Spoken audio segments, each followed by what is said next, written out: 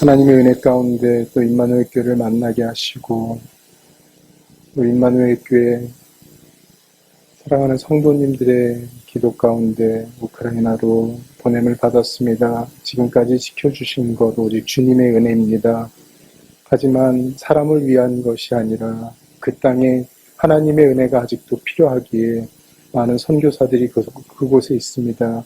아직도 전쟁과 여러 어려움을 당하고 있는 그 우크라이나에 하나님의 은혜가, 자비가, 회복이 있기를 원하오니 도와주시옵소서.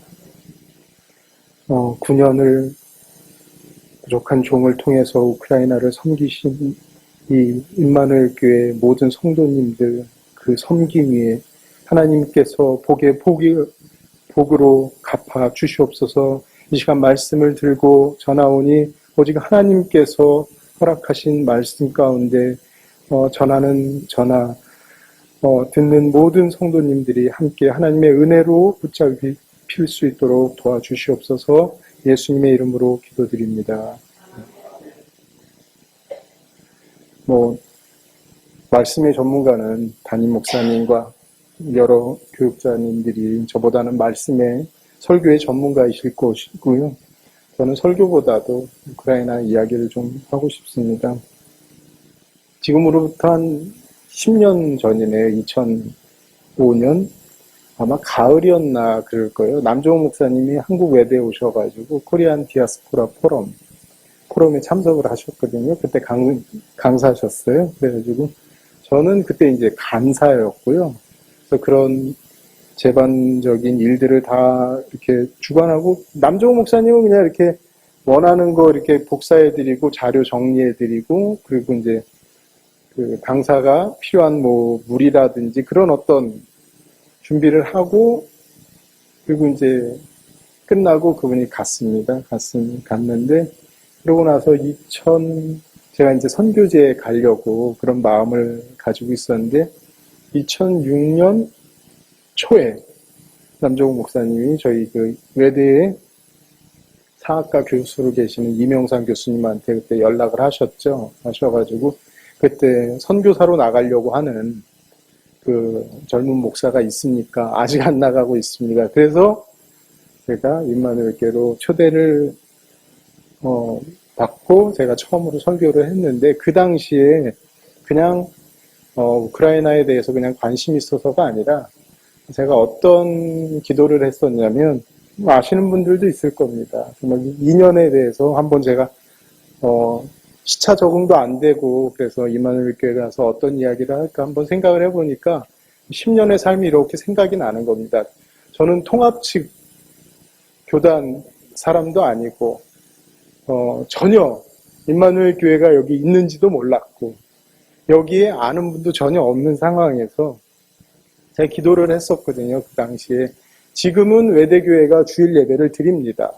대학교 안에서 주일 예배를 드립니다. 그러나 그 당시에는 수요일만 그 믿음의 교수님들하고 교직원들, 그 다음에 이제 원하는 학생들만 모여서 같이 미션 스쿨이 아니기 때문에 같이 이렇게 수요일날 채플 예배로 드렸는데, 주중 예배만 드리기 때문에 주일날은 다 교수님들이나 교직원들, 학생들은 다 자신이 속한 교회로 갑니다. 그래서 주일날을 그냥 섬기는 교회가 없었고요. 그리고 저도 선교지 가기 전까지는, 왜냐면 외대에서 그 받는 사례비로는 어려웠기 때문에 파트타임으로 다른 교회를 또 섬기고 있었습니다. 그런 가운데 그 파트타임 교회를 내려놓고 온전히 선교 준비만 하자, 그런 상황에서 주님, 하나님께서 만약에 저를 우크라이나로 보내시는 게 정말 맞으시면 주중교회에서 수요일날 예배만 드리는데 저도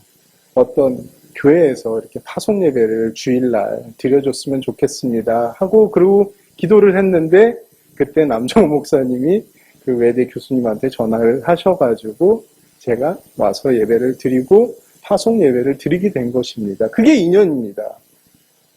제가 계획한 것도 아니고 저는 그저 기도했을 뿐입니다. 근데 그 기도 가운데 하나님께서 임마누엘 교회를 연결해 주셨죠. 그리고 저희 가족, 지금 이제 저희 큰딸이 14살인데 그때 5살이었고요. 그때 이제 저는 어떤 설교를 했는지도 기억이 납니다. 그래서 그 설교를 통해서 여기 계신 특히 이제 권사님들이나 이런 분들이 제 딸을 굉장히 이렇게 좀 이렇게 안쓰럽게 보시고, 그리고 이렇게 많이 용돈도 주시고, 한동안은 그 하늘이가 원하는 장난감 다 사줬습니다. 가기 전까지 제가 장난감 못 사줬거든요. 근데 그 설교 때 그런 말을 설교를 했더니 권사님들하고 이건 애를 위해서 꼭 사주십시오. 애를 위해서 쓰십시오. 이렇게 봉투를 주시는데 이게 참 선교비에 쓰십시오. 그러면 참 은혜가 됐을 텐데 이건 애 겁니다. 건드리시면 안 됩니다. 그래가지고 애를 위해서 그 장난감 많이 사줬습니다. 근데 지금 그 아이가 14살이 됐고요.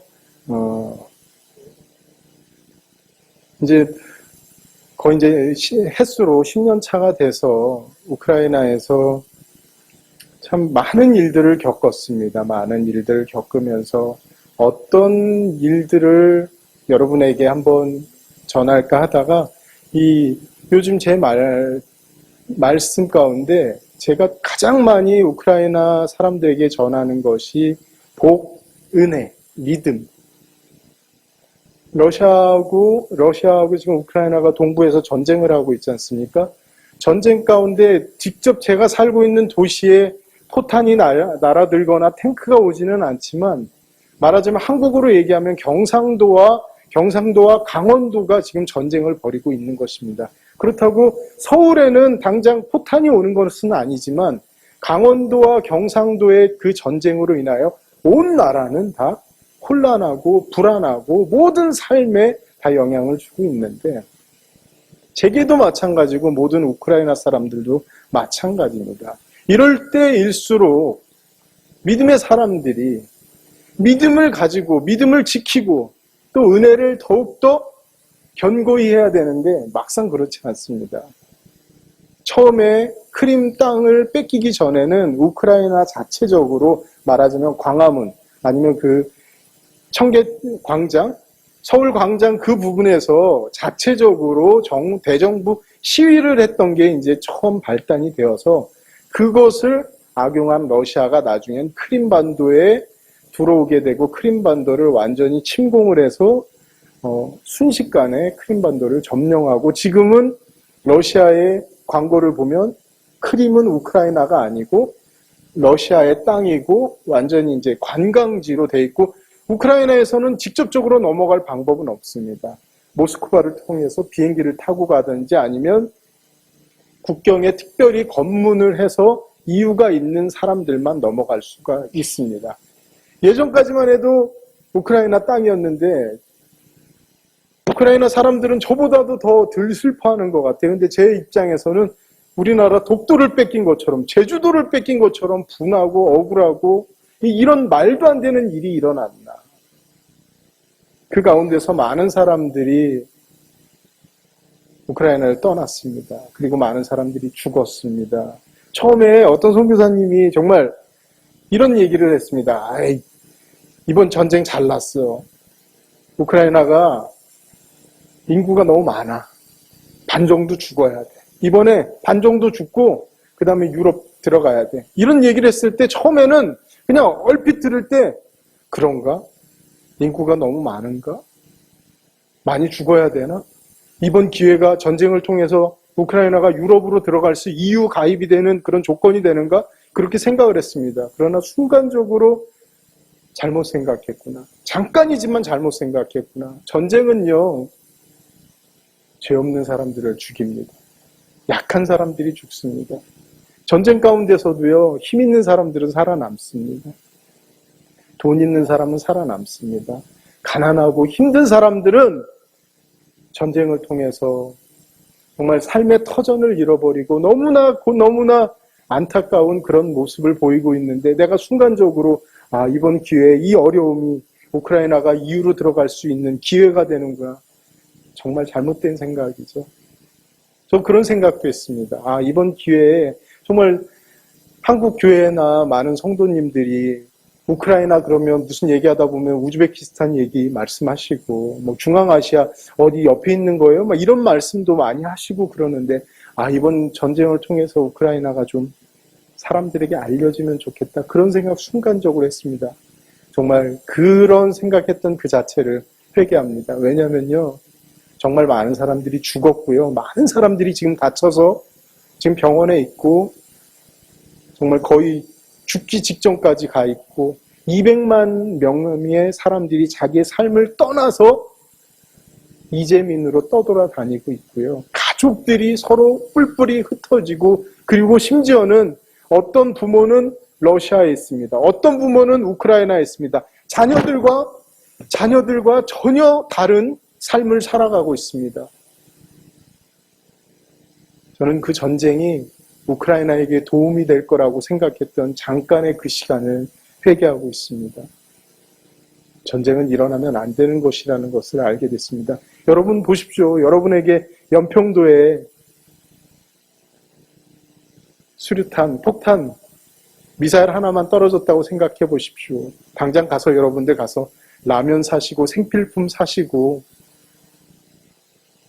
어떻게 준비해야 되나, 은행은 괜찮은가 여러분 생각하지 않겠습니까? 그런데 우크라이나 그 사람들을 보면서 잠깐 선교의 홍보를 생각했던 제 마음을 한동안 많이 회개했습니다. 정말 복이 무엇인가 여러분 생각해보는 시간이 되기를 바랍니다. 저는요, 복이요, 이런 건 줄 알았습니다. 우리 말 중에도 그런 게 있잖아요. 아, 저 사람 참 일복이 많아. 저 사람 건강이 많아. 아, 저 사람 물질복이 많아. 나는 무슨 복이 있을까 그런 생각을 많이 했습니다. 저는 여자 복이 많은 것 같습니다. 집사람도 그렇고 딸 둘에다가 아들은 절대 안 주시더니 전도하는 제자들마다 다 여자들이고요. 그리고 특별히 제가 여자들만 좋아서 전도하는 게 아니고요. 그건 절대 오해하시면 안 되는 게 제가 전도할 대상의 영혼들이 95%가 여자입니다.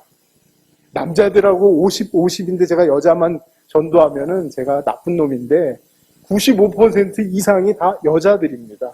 왜냐하면 남자들이 공부를 안 하기 때문에 대학교에 남자가 없어요. 그리고 최근에는 전쟁 때문에 자녀들 중에 특히 남자 자녀를요, 외국으로 어떻게든 보냅니다. 왜? 전쟁에 제일 먼저 징병되면 죽으니까요. 젊은이들은 기술도 없이 아무 대비도 없이 그냥 총알바지로 죽잖아요. 러시아하고 우크라이나하고 전쟁을 할 때요, 한국하고 북한하고는 다릅니다. 지형이 다릅니다. 평야이기 때문에요. 그냥 군인들은 거의 죽는다고 보면 됩니다. 우크라이나는 러시아를 공격할 만한 무기가 없습니다. 러시아의 그 무기로 우크라이나를 공격하면 무너지는 거는, 우크라이나가 무너지는 거는 순식간입니다. 그러면 러시아가 왜 들어오다가 멈춰 있느냐? 나토와 미국 때문이죠. 그러나 저는 그것이 미국과 나토를 의지할 이유가 되지 아니하고 오직 하나님을 의지할 때만 우크라이나가 우크라이나로 살아남을 거라는 것을 저는 알고 있습니다. 여러분들도 마찬가지일 겁니다. 우리나라가 미국을, 중국을, 일본을 누구 편에 서느냐, 지금 정치적으로, 외교적으로 많은 기로에 서 있을 텐데 우리가 의지할 것은 어떤 강대국의 힘이 아니고 바로 하나님 아니겠습니까? 하나님께로 돌아갈 때 한국이 살아남습니다. 한국은 삼성이, 현대가, 기아가 살리는 게 아니고 여러분들의 새벽 기도로, 여러분의 금요 기도로, 통성 기도로 이렇게 기도하는 나라, 이런 민족 없지 않습니까? 제가 우크라이나 가보니까요, 그 넓은 땅, 한국의 6배고요. 무엇이든지 심으면 잘 나는 그 나라에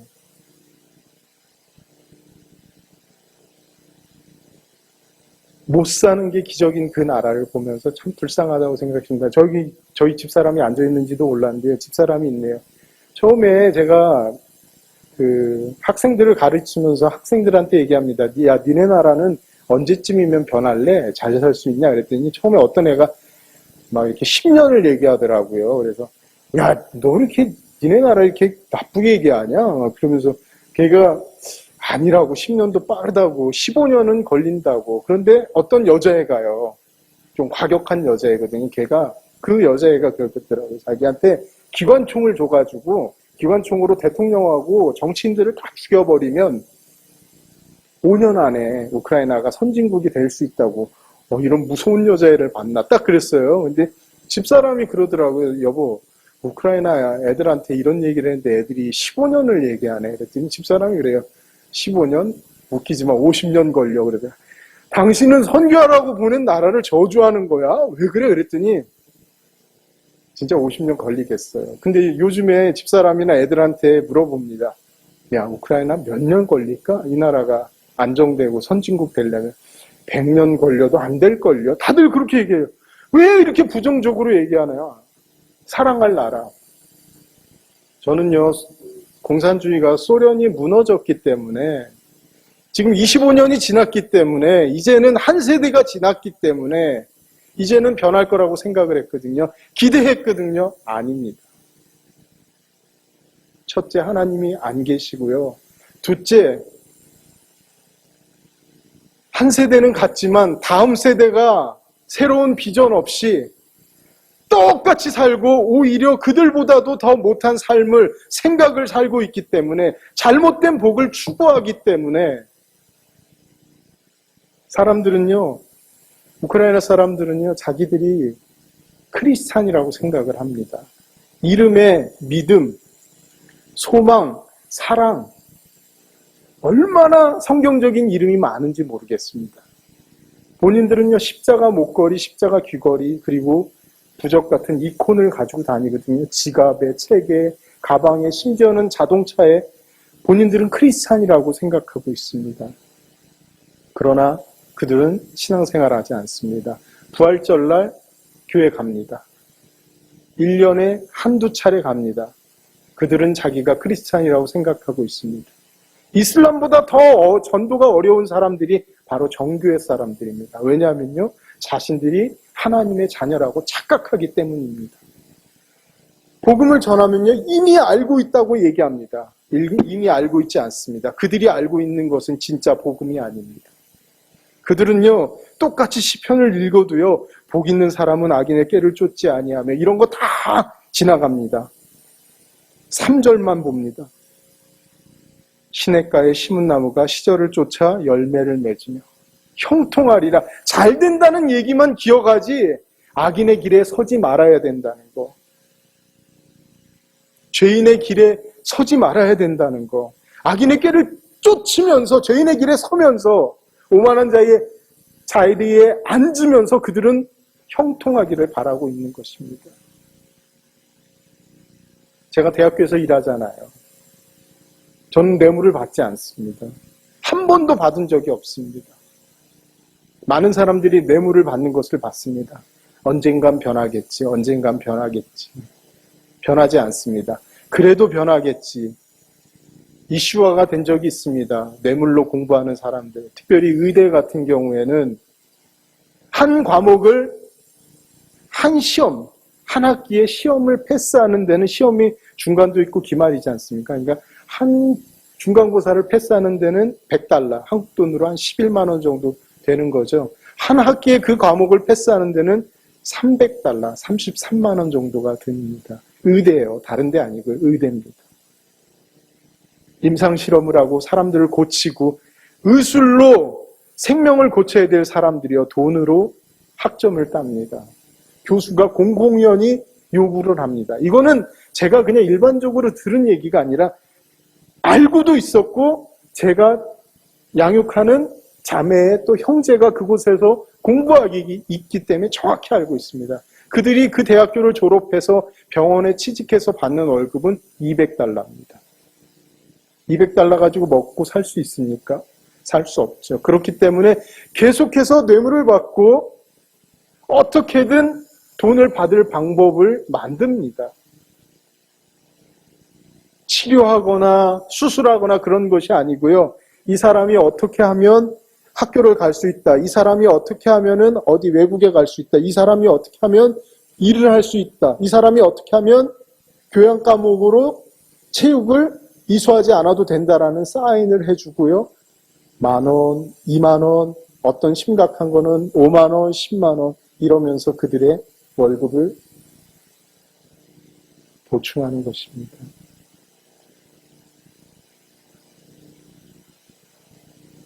정말 우크라이나에 있으면서 너무나 안타까운 면들을 많이 봅니다. 특별히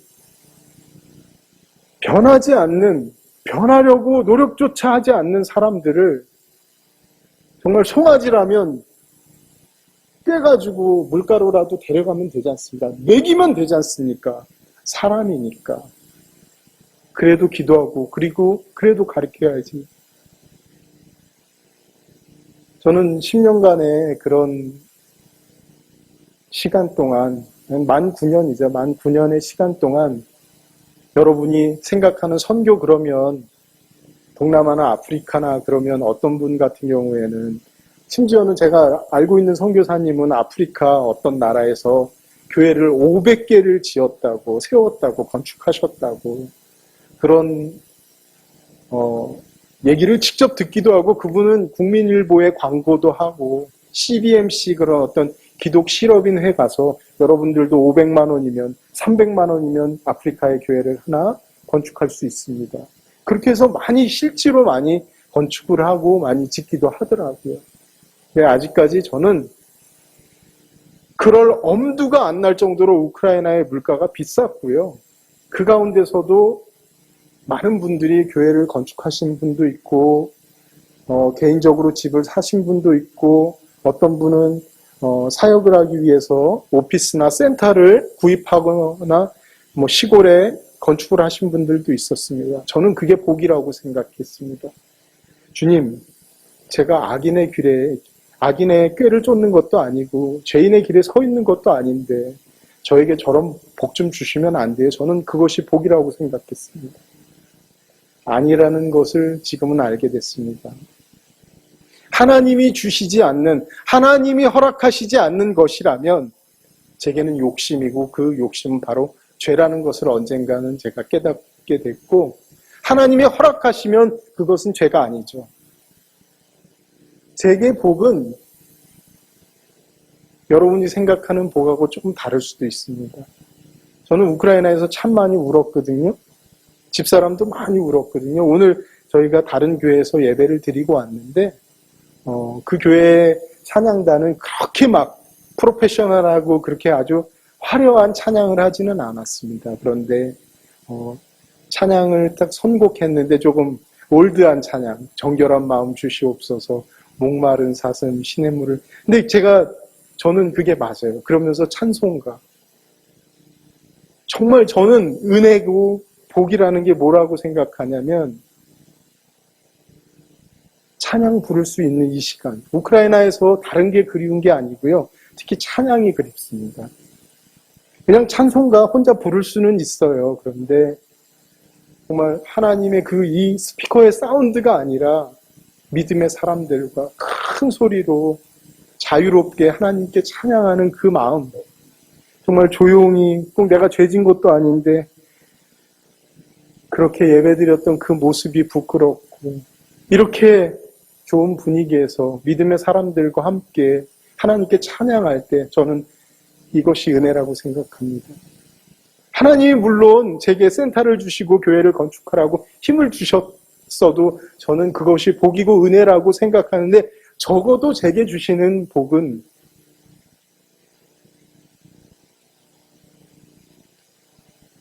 제 하늘이가 5살 때 갔지 않습니까? 처음에 가자마자 고생을 많이 했죠. 하늘이가 정말 다치기도 하고 울기도 하고 말이 안 통하는 그 애가 나중에는 유치원을 졸업하면서 교장이 이 애를 다른 학교 보내지 말고 이 학교에 보낼 수 있도록 도와주세요. 저에게 얘기했을 때 너무너무 고마웠습니다. 감사했습니다. 그리고 우크라이나어가 외대, 한국 외대에 있거든요. 그래서 얘를 잘 가르쳐가지고 한국 외대 교수로 만들어야겠다. 이런 개인적인 그런 욕심이 있었습니다. 근데 하늘이가 어느 날 아빠, 나 어제 꿈을 꿨는데 어떤 꿈을 꿨는데 하늘이한테 맨날 주입했거든요. 야, 너는 우크라이나 공부 열심히 해서 너 교수 돼야 돼. 우크라이나를 제대로 아는 사람은 어른들은 별로 이렇게 그 수박 겉핥기식으로 공부했기 때문에 잘 몰라. 네가 열심히 공부하면 너 나중에 교수 될 거야. 교수 열심히 돼가지고 아빠 선교비 도와줘. 알았어? 그리고 막 주입을 했습니다. 근데 어느 날 갑자기 와가지고 하늘이가 아빠 어제 꿈에 하나님이 오셔가지고 뭐라 그러셨는데 하나님이 너 교수 되지 말고 나랑 일하자. 그래서 주님 왜 그러세요? 주님 얘는 안 돼요. 얘는 건드리지 마세요. 집사람하고 제가 지금도 세뇌시키는데 야 선교사 안 돼. 보고 배운 게 없어가지고 제가 선교사 좋은 줄 알고 있는데 야 선교사 안 돼. 그리고 목사 사무도 안 돼. 너 그냥 평범한 사람 만나서 좀 돈 많고 착하고 똑똑하고 너만 사랑해주는 그리고 아빠한테 저 선교비 많이 보내줄 그런 남자 위해서 기도해. 맨날 그런데 갑자기 하나님께서 꿈에 나타나셔서 나랑 같이 일하자. 주님 이건 아니죠. 이게 한편으로는 참 하나님께서 우리 딸의 꿈에 나타난 게 너무나 감사했고요. 그리고 그게 복이라고 말하면서도 제 마음은 너무나 안타까웠고요. 가끔가다 이렇게 한국에 오면 많은 분들이 그러세요. 선교사님 얼굴 좋아 보이세요. 할 말이 없습니다. 거기 그러면 제 얼굴 안 좋아요. 많이 힘들어요. 이렇게 얘기할 수도 없고. 근데 이런 말씀 많이 하세요. 근데 선교사님 이제는 그만하시고 돌아오세요. 선교사님은 사명감 가지고 나가는데 사모님은 무슨 죄가 있어요. 애들은 무슨 죄예요. 저도 죄 때문에 나간 게 아니고요. 그리고 집사람 사실 알고 보면은 오해가 많은데 저보다 더 강합니다. 그리고 집사람이요. 제일 큰 오해가 뭐냐면 저는 이제 돌아오고 싶어요. 많이 힘들어가지고. 근데 집사람하고 애들이 안 돌아오고 싶어요. 이건요, 여러분들 진짜 제가 밝힙니다. 집사람하고 애들이 안 돌아오고 싶어요. 첫째, 하나님께서 돌아가라고 응답이 없었어요. 우크라이나로 가라고는 응답을 주셨는데 돌아오라고는 아직 응답이 없으셨어요. 그래서 말하지 못합니다. 2년 전에 집사람이 너무너무 아파서 철수를 해야 되겠다. 이제 돌아와야 되겠다. 그래서 모든 계획을 다 세우고 집에 있는 책들을 다 혹시 주변에 계신 선교사님들이 기도 중이었고 결정이 아니라 하나님께서 응답 주시면 돌아가겠다. 그리고 집사람이 그 정도로 많이 아팠습니다. 자기 죽는다고. 자기 죽으면 재혼 바로 하지 말라고. 재혼하면 너무 싫다고 막 진짜 이거 농담이 아니고 진짜 죽는다고 그렇게 얘기했다니까요. 자기 죽을 거라고 너무 아파가지고. 그래서 저는 저 사람이 죽으면 어떻게 하나. 그리고 약속은 약속이니까 재혼 못하네. 막 이러고 그런 생각도 하고 이제 돌아와야 되겠다. 그래서 매일 날마다 제가 가지고 있는 책들을 조금씩 버렸습니다. 주변에 계신 선교사님들이 보고 괜히 선교사님 돌아가세요? 어디 철수하세요? 이런 얘기 듣기 싫어가지고 기도 중이었기 때문에 그래가지고 참 많이 울었어요. 그때 아파가지고 집사람도 울고 저도 울고 하늘이도 울고 그때 하늘이가 저한테 편지를 뭐라고 썼는지 아세요? 아빠 너무 힘드시죠?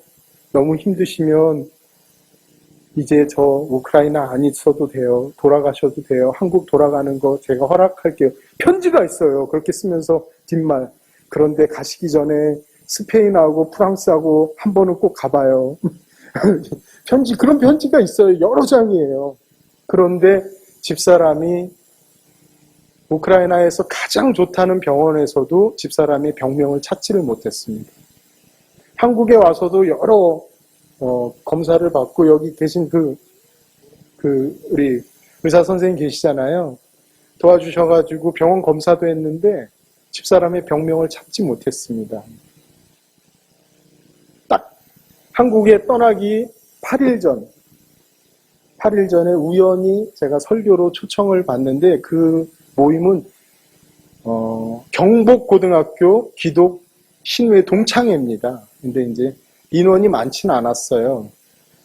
이렇게 신회 모임에서, 동창회 모임에서 아주 유명한 목사님들 많이 계시더라고요. 근데 마침 그날따라 그 목사님들이 어떤 상갓집에 가시고 또 상을 당하시고 그래서 참석을 못 하셔가지고 갑자기 제가 설교하러 가게 됐거든요.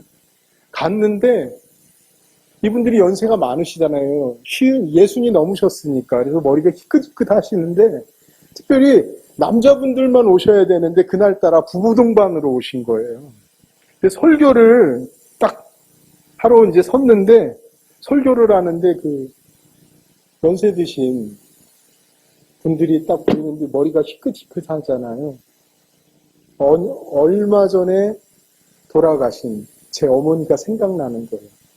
제 어머니가 너무너무 생각나가지고 설교하다가 많이 울었습니다. 겨우겨우 눈물을 꾹 참고 겨우겨우 설교를 마쳤어요. 설교가 딱 끝났는데 앞에 계신 이 총무 집사님이 저한테 딱 오시더니 이번 주 주일날 약속 있으십니까? 아니요, 약속 없습니다. 그러면 저희 교회 오시죠. 그래서 예? 저희 교회에 오셔서 담임 목사님 만나면 좋겠습니다. 어딘데요? 그랬더니 저희 교회가 저기 도봉동에 있는 혹시 감자탕 교회라고 광염교회라고 들어보셨나요? 그러시더라고요. 그래서 예, 광염교회 잘 알고 있습니다. 제가 방학동 살았기 때문에 잘 알고 있습니다.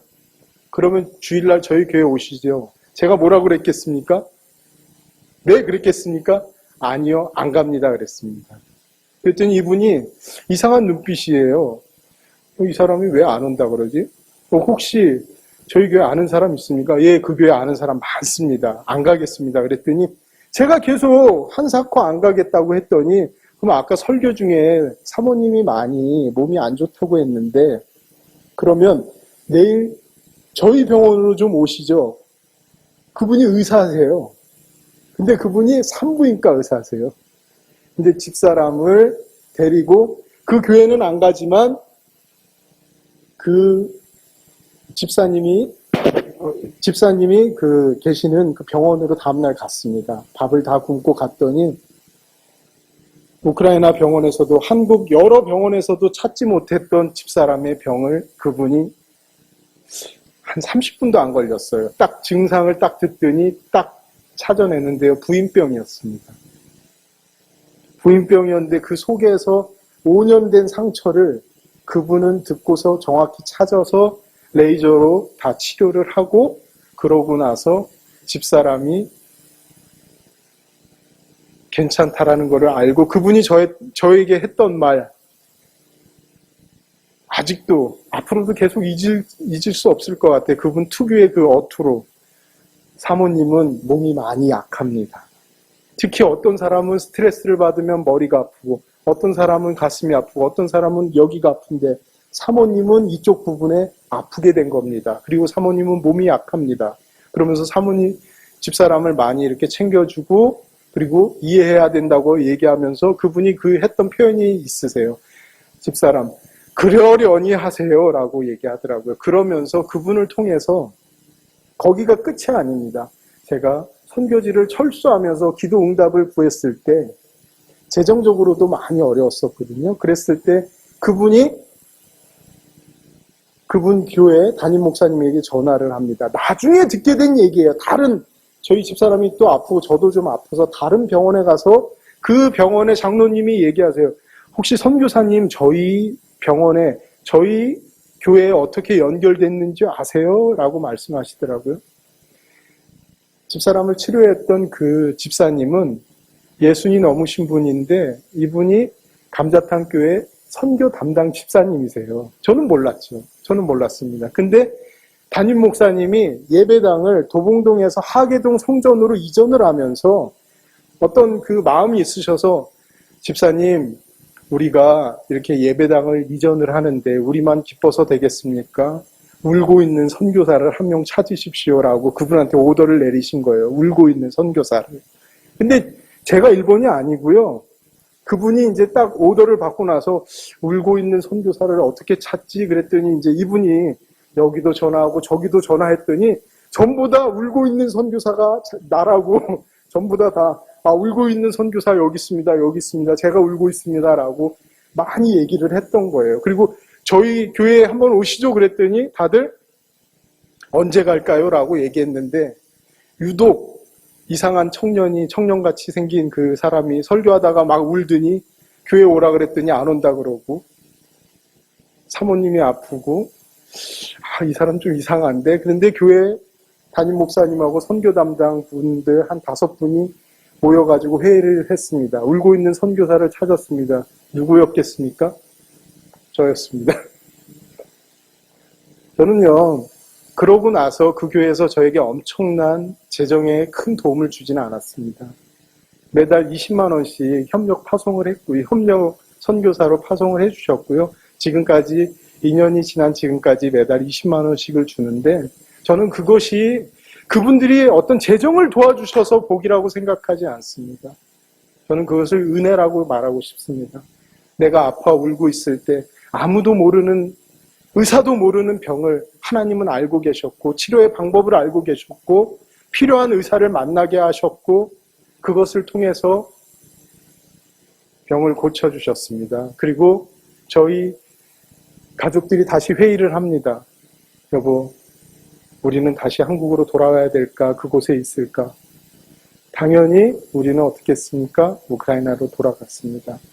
저는 작년에도 한국으로 철수하고자 마음으로 애썼습니다. 집사람이나 하늘이가 맨날 아빠 이제 우리 좀 여기서 오래 살면 안 돼. 그런 말을 할 때도 저는 소름 끼치도록 무서웠습니다. 이제 좀 그만하면 안 될까? 했을 때 우크라이나의 전쟁이 더 심각해졌습니다. 저와 함께하는 그 영혼들, 여러분들도 알고 있는 많은 청년들 있지 않습니까? 그 청년들이 우크라이나에서 전쟁터에서 피 흘리지는 않지만 그들은 굉장히 삶이 곤고하고 있습니다. 그렇게 살아가고 있습니다. 배고프고요, 불안하고요. 그들의 가족은 군대로 끌려가서 동부의 전선으로 차출되어 간 사람들도 많이 있습니다. 그런 상황에서 저만 살겠다고, 나만 힘들다고 철수할 수 없었습니다. 그리고 저는 결심했습니다. 돌아가겠다고 기도하는 것보다는 이들을 위로하면서 하나님이 말씀하시는 그날까지 최선을 다해서 이들을 섬기자. 내가 할 수 있는 것은 무엇일까라고 생각했을 때 제일 먼저 우리는 더 맛있는 음식을 하기 시작했고요. 더 많은 대화를 하기 시작했고요. 더 많은 물건들을 구입해서 그들에게 주기 시작했습니다. 그리고 그들에게 나를 위한 사진을 만들거나 나를 위한 선교 후원을 위한 홍보수단으로 그들을 생각하는 것이 아니라 예수 그리스도가 참 복이 됨을 그들에게 전하자. 때를 얻든지 못 얻든지 어떠한 방법으로든지 그들을 하나님의 자녀를 만들자. 더욱더 결심하게 되었습니다. 집사람은 이전보다는 몸이 더 많이 아프지만 정신력이 강하지 않습니까? 한 사람 한 사람 더 많이 신경 쓰고 더 많이 아파하고 지금도 제가 한국으로 돌아가자고 얘기만 해도 저를 째려보고 그렇습니다. 이게 오해입니다. 집사람이요, 처음에는요, 너무나 아파서, 연약해서, 가끔은 집사람이 그런 얘기도 해요. 아유, 건강한 여자 얻었으면 좋았을 텐데. 그리고 특별히 우크라이나에 계신 많은 선교사님들이 계신데, 건물을 사거나 건물을 구입하거나 건축하신 분들이, 열에 9분 다 처갓집에서 사준 분들이거든요. 그래서 장모님한테, 장인어른한테 혹시나 한번 물어봐. 우리를 위해서 예비된, 혹시나 숨겨놓은 재산이 있는지 혹시나 한번 물어보라고. 없습니다. 저희 아버지가요, 저에게 유산을 물려주시겠다고 한 7천만 원, 8천만 원 있으셨나 봐요. 저 결혼할 때도 돈을 100만 원도 안 주신 분이세요. 마지막 신대원 졸업할 때 마지막으로 아버지 하나님 앞에서 조건 세우십시오. 신대원 졸업할 때 마지막 학비 100만 원 내주신 분이 저희 아버지세요. 아버지 혹시나 꼽을 쳐놓은 거 돈 없으세요? 했더니 없다. 너 주려고 내가 모으고 해가지고 거의 이제 8천만 원 모으고 1억 다 될 즈음에 이자 채워가지고 1억 만들려고 친구한테 빌려줬는데 그놈이 며칠 전에 저거 미국으로 다 튀었다. 그래가지고 그날 많이 울었습니다. 제가. 주님, 저는 이런 복 좀 받으면 안 돼요? 예? 안 됩니까 저는?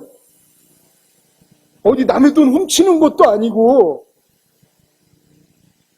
남한테 그냥 억지로 받아내는 것도 아니고, 저희 아버지 통장 비밀번호랑 카드 제가 있거든요. 아버지 통장 확인해 봤습니다. 얼마 있는지.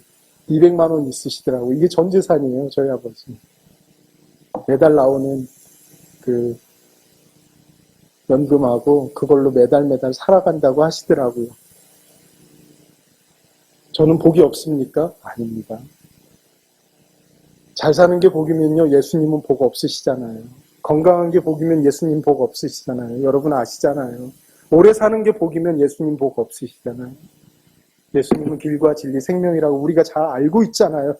귀에 딱지가 지도록 우리가 배웠잖아요. 그게 복이잖아요. 악인의 꾀를 쫓지 말라고 성경에 읽었잖아요. 그런데 우리는 형통만을 쫓을 그런 사람은 아닙니까? 이해할 수 없는 세상에서 이해할 수 없는 악인들이 형통하고 의인들은 믿음의 사람들로 왜 이렇게 고통받고 가난하고 힘들고. 그러나 여러분, 한 알의 밀알이 땅에 떨어져서 죽지 아니하면 그대로 있고, 만약에 죽으면 어떻게 돼요? 많은 열매를 맺는 것입니다. 저는 30대 중반의 그 젊음을, 한참 일할 때 그 젊음을 내가 우크라이나에서 이렇게 썩어가는구나 라고 생각했을 때 주님께서 딱 머리를 한 대 때리시면서 그런 말씀을 하시더라고요. 네가 썩어서 죽으면 그때 열매 맺을 거다. 말씀을 보는데요. 왜 그런 말씀만 보이는지. 너의 은혜가 너에게 족하다. 왜요? 제가 약할 때 강함 되시기 때문입니다. 저는 재정도 없고 여러 환경 가운데 믿음의 가족도 없습니다. 솔직히 말씀드리지만 외대교회가 저에게 30만 원을 저희 가정에게 후원하고요. 30만 원 이상 후원하는 교회가 단 한 교회도 없습니다. 제 몸 보십시오. 제가 굶은 선교사입니까? 제가 가난한 선교사입니까? 아닙니다. 저 자동차도 있습니다. 저 건강합니다. 저 행복합니다. 그리고 무엇보다도 그 19,000년의 삶 통해서 변하지 않는 제자들이 있습니다. 미우나 고우나 그 제자들을 보면서 계속 하나님이 주신 복, 하나님이 주신 은혜를 이야기하면서 언젠가는 주님께서 부르시기는 하실 텐데 그때까지 열심히 살려고 노력하겠습니다.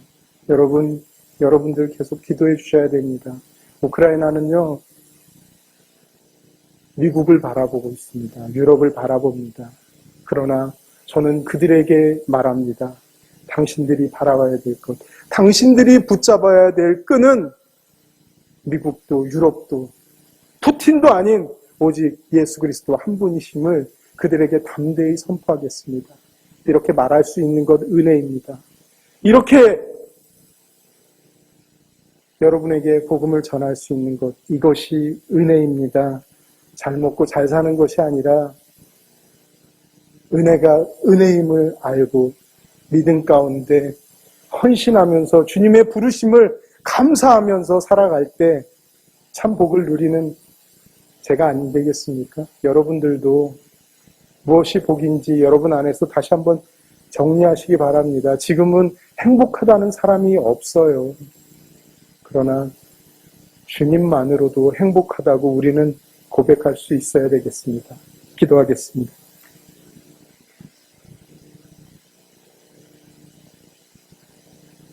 잘 먹고 잘 살고 오래 살고 높아지고 많아지고 힘이 세지는 것이 복이면 예수님은 복이 아닙니다. 그러나 예수님은 길과 진리 생명 되시기 때문에 우리는 복 있는 사람입니다.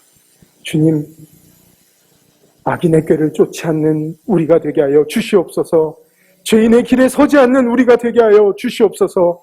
오만한 자리에 앉지 않는 우리가 되게 하여 주시옵소서. 더딜지라도 느릴지라도 힘들지라도 주님이 주시는 은혜의 길을 천천히 한 걸음 한 걸음 내딛는 우리가 되게 하여 주시옵소서. 세상과 구별된 우리가 되게 하여 주시옵소서. 임마누엘 교회 성도님들의 그 헌신으로 하나님, 우크라이나의 많은 영혼들이 주님께 돌아왔습니다. 그리고 지금도 그 기도를 통해서 살아야 될 영혼들이 너무나 많이 있습니다. 나만 힘들다고, 나만 아프다고, 주님께 나를 알아달라고 그렇게 주님께 호소하는 기도를 했던 것은 아닌지요.